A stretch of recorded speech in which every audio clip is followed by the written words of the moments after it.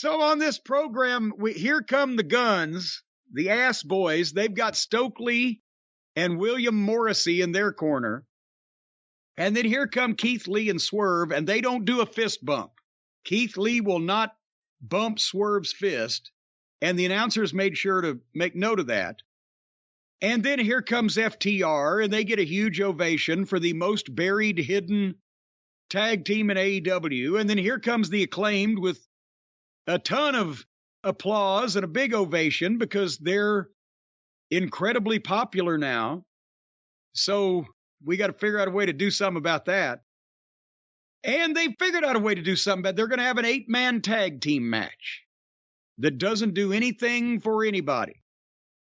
And to make sure that we know that Billy Gunn is still mad about being kidnapped and having his fingers cut off, apparently with pliers by fucking dipshits, the Swerve. There we go. Billy Gunn runs out and tackles Swerve before the match starts, and BJ Whitmer comes out and kicks Billy Gunn out of ringside.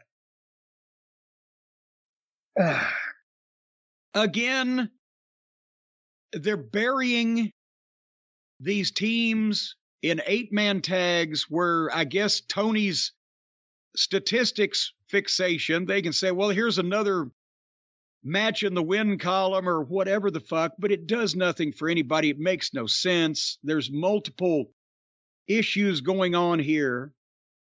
The Guns and the Acclaimed should be working tag team matches with FTR to learn something. Along with every other young tag team in AEW, they should be working tag team matches with FTR, whether on TV or on YouTube or whatever.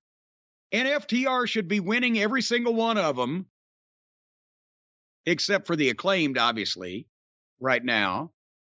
And at the same time, these young teams could be learning something. But when you get an 8-man tag and FTR are trying to be the wrestlers, and the Guns are animated heels, and they're just green, but they got a ton of potential.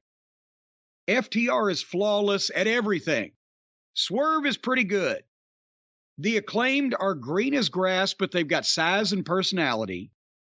And Keith Lee is off and on. But this was the closest thing on the program to a wrestling match for the first part of it. And then they got some heat on Dax, so that was good because he knows how to sell. And then he hit a hot tag that was actually a fairly hot tag on Bowens.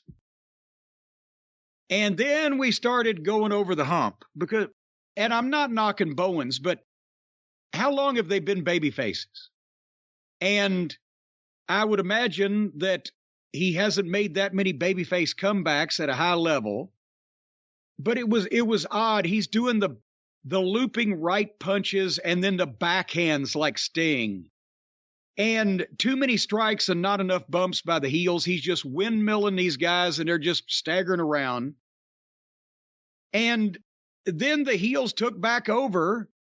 And somehow the Guns hit a big rig out of nowhere for a 2 count. FTR's moved the big rig. And then they have a 4-on-4 face-off and started an 8-way. And the referee was Mrs. Ed. So, of course, she was just staring. And it got sloppy and everybody took a lot of bumps to the floor. And then Keith Lee and the Acclaimed tried something where it ended up with Keith Lee kind of powerbombing Bowens on Caster, who was bent over waiting for it. Because they got too fancy and it looked too phony. And then Lee and Swerve double-teamed Bowens, and Swerve dove to the floor on everybody. And then basically, then they go crazy. And Dax superplexes one of the Guns onto the pack on the floor off the buckles, and everybody lays there. All the momentum of the match is gone. So now, then they went from a big 6-way or a big 8-way everybody else disappeared so Dax and Austin could go one-on-one in the ring. Then everybody else ran back in front of Mrs. Ed. Oh, Wilbur. And then Caster hit an elbow on off the top rope onto Gunn, one of the Guns. FTR hit their finish on the other Gun. Bowens pinned the first Gun. And I'll be goddamn if I could ever even figure out at that point if Bowens or the first Gun were the legal guys. And it should have happened. I couldn't even tell at that. The first half was a wrestling match. Second half was a mess, which usually happens in this company because they try to give everybody something to do, whether they're capable of it or not. What'd you think, Brian? I know it's no DQ matches that you call lazy booking, but isn't this lazy booking? Mm-hmm. The 8-man tag match with the teams that don't like each other, you just throw them all out there. It's just a big mess. For what it was as good as it could be. I will say, for me, I think the Guns stole the show. Yeah. I can't take my eyes off them when they're in the ring. They're constantly moving and doing things. I want to see more of them.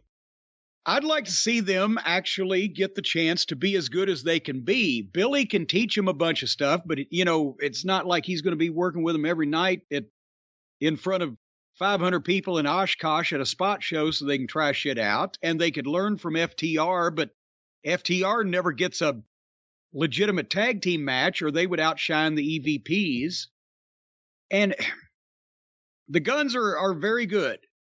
But at this rate, it's going to take them, 5 years to have 300 matches. Anyway,